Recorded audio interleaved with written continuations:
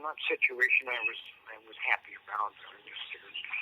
I've been victimized enough over the years in various ways, so I figured I'd figure out a way to stop that if it came to it. But that was about the closest I ever came to really doing anything. When you say like victimized, are you talking about your parents? No, getting robbed, raped, screwed around any way and every way possible in prisons, and here and there. When you were first raped, was that in the first time you went to prison? No, it was here. First time here when I was 20 years old, 61. At San Quentin?